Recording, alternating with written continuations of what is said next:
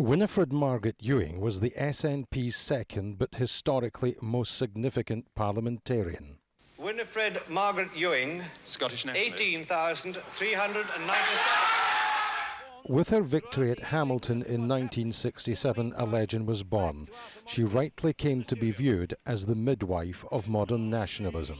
But that was when I said, stop the world, Scotland wants to get on. It moved the political agenda. See, lots and lots of politicians kind of climatise to the political climate. They can bend wherever the prevailing wind is going. Very few can make the political weather. Winnie Ewing was one of these. Hamilton changed attitudes to the SNP, although not instantly. It also proved a portent of what was to come much later, that the nationalists were capable of denting Labour's electoral hegemony. At the breakthrough general elections of 1974, she unseated the Scottish Secretary Gordon Campbell.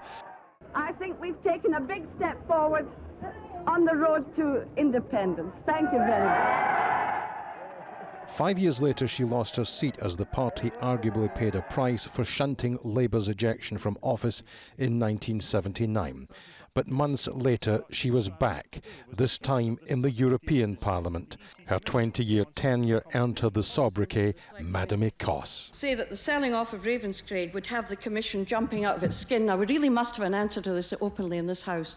I can't even begin to convey the depth of personal gratitude I feel to Winnie Ewing. It's arguably the case that I wouldn't be where I am in politics, or I wouldn't have been where I've been in politics over the last few years, but for everything I learned from Winnie Ewing. In political terms, Ewing was seen as a fundamentalist within the SNP, suspicious of those who would settle or argue for devolution as a first step to independence. On a personal level, she could exude great charm and had an easy way with voters on the hustings. She had a great sense of humour, some might say a wicked sense of humour as well, but also somebody who just was SNP, independence and Scotland through and through and through.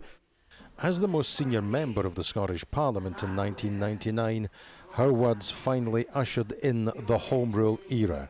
By then, she was an elder stateswoman. The Scottish Parliament adjourned on the 25th day of March in the year 1707 is hereby reconvened.